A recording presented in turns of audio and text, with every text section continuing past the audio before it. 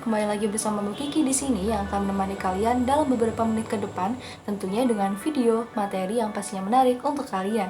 Tapi sebelum itu, jangan lupa tekan tombol subscribe dan hidupin loncengnya ya, biar kalian nggak ketinggalan tentang video berikutnya. Jadi, langsung aja ya kita ke materi.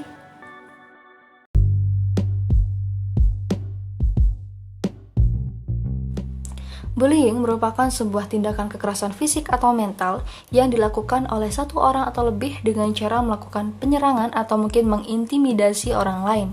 Mengintimidasi adalah sebuah perilaku mengancam agar korban merasa takut.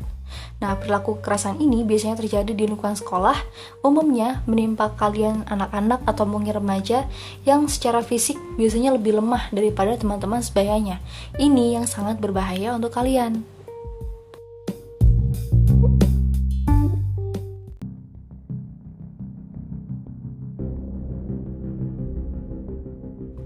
Ada beberapa jenis dari tindakan bullying yang perlu kita ketahui. Yang pertama adalah physical bullying. Tipe ini mencakup tindak kekerasan fisik yang biasanya disertai dengan tindakan memukul, menendang, atau mungkin menampar si korban. Nah, biasanya tindakan ini akan menimbulkan luka lebam, bahkan jika dilakukan secara berlebihan akan menghilangkan nyawa si korban.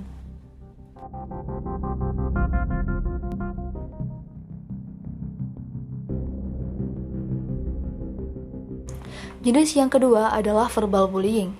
Verbal bullying merupakan tindakan seperti mengejek penampilan, menghina kemampuan, dan sebagainya.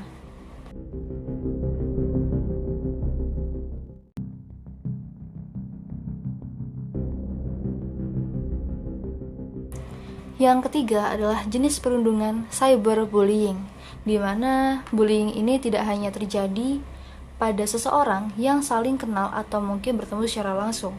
Di zaman yang sudah maju ini, bullying bisa dilakukan lewat telepon, mengirim pesan melalui SMS atau email, dan meninggalkan komentar buruk di media sosial. Nah, inilah yang disebut dengan cyberbullying.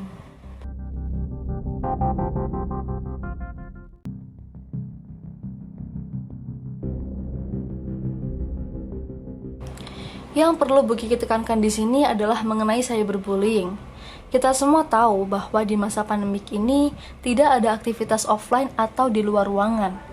Semuanya serba dilakukan dari rumah, bahkan kegiatan perkantoran dan sekolah hanya bisa dilakukan dari rumah saja. Hal ini tidak menutup kemungkinan bahwasanya semua kegiatan akan dilakukan via online.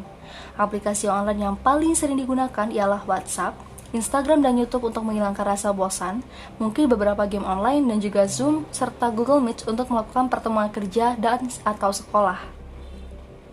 Dalam beberapa kasus, biasanya seseorang akan melakukan aktivitas penghilang rasa bosan dengan melihat beberapa aplikasi yang menjadi favorit mereka. Apa yang dilihat terkadang tidak menutup kemungkinan tiap orang akan meninggalkan komentar. Komentar inilah yang terkadang bisa saja positif dan sangat mendukung untuk si pembuat konten. Atau justru sebaliknya, malah orang tersebut melakukan perundungan dengan meninggalkan komentar negatif untuk si pembuat konten. Tentu saja jika hal ini dilakukan secara massal atau banyak orang, pastinya akan membuat persona si pembuat konten menjadi semakin buruk, semakin viral, namun juga tidak menutup kemungkinan bahwa si pembuat konten akan merasa sedih hingga depresi karena berbagai komentar yang diterima. Contoh sederhana adalah ketika kalian melihat WhatsApp group, berikanlah komentar yang baik atau lebih baik respon seadanya saja. Bahkan yang lebih baik adalah diam ketika memang dirasa tidak bisa mengontrol pembicaraan dengan baik. Tidak jarang kita temui bahwa banyak sekali di antara teman-teman pasti ada yang merespon sesuatunya dengan kalimat kasar. Tidak sopan, apalagi di situ juga ada guru. Sadarlah bahwa nilai akademis kalian itu mungkin bisa dinaikkan oleh guru. Namun nilai sikap kepribadian tentu saja akan sulit untuk diperhitungkan, apalagi kalian sudah memperburuk citra diri kalian. Tanpa kalian sadari, pasti guru tidak hanya menilai tugas-tugas kalian saja, namun juga menilai bagaimana sikap dan kepribadian kalian selama mengikuti kegiatan belajar mengajar, walaupun hanya belajar dari rumah. Cyberbullying atau perundungan online lainnya bisa dilakukan via komentar.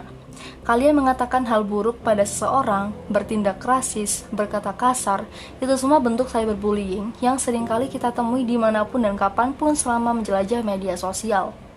Apakah dengan menjelek-jelekan orang lain membuat diri kamu lebih baik dari orang lain? pikirin hal itu ya guys. Selanjutnya, bentuk cyberbullying bisa juga dalam bentuk chatting atau obrolan pesan. Pernah nggak sih kalian mengirimkan pesan dengan menggunakan huruf kapital semua? Pahamilah bahwa penggunaan huruf kapital di semua kalimat tentu akan merubah persepsi seseorang.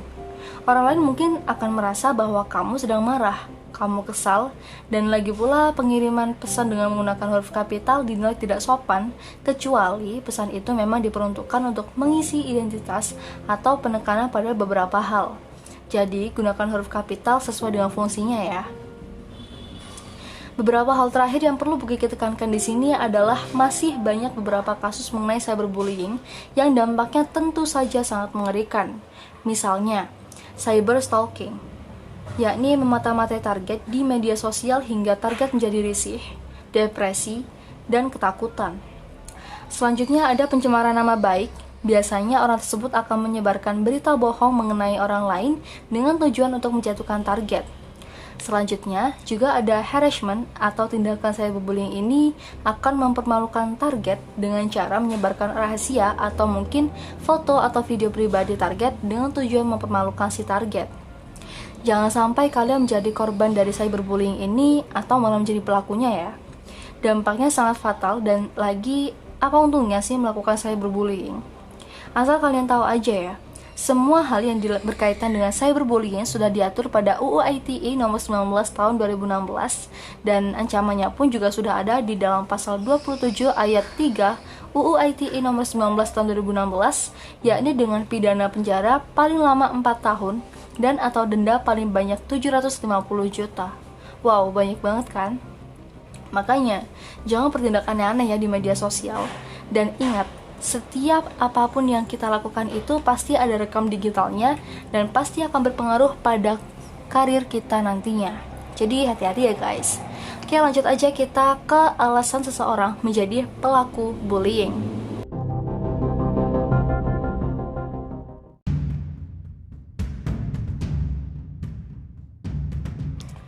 Ada beberapa alasan kenapa seseorang melakukan tindakan bullying. Yang pertama ya bisa jadi mereka hanya ingin menindas seseorang dan itu akan menjadi kepuasan bagi diri dia. Mereka merasa lebih kuat, merasa lebih populer, dan merasa ditakuti oleh semua siswa. Padahal belum tentu tindakan itu akan disukai oleh seseorang. Ya namanya aja bullying, pasti nggak bakalan disenengin dong sama orang lain. Nah, yang kedua, mereka menindas seseorang karena mereka iri dengan kelebihan yang dipunyai si target. Nah, mereka akan merasa terancam karena ada kehadiran seseorang itu tadi, makanya dia melakukan bullying.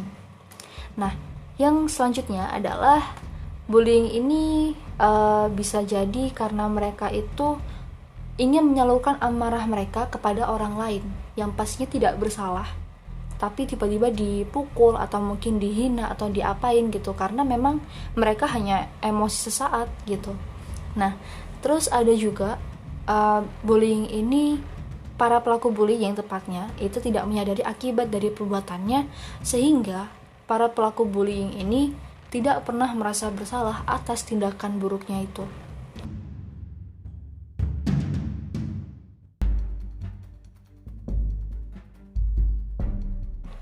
Ada beberapa dampak dari tindakan bullying yang perlu kita ketahui.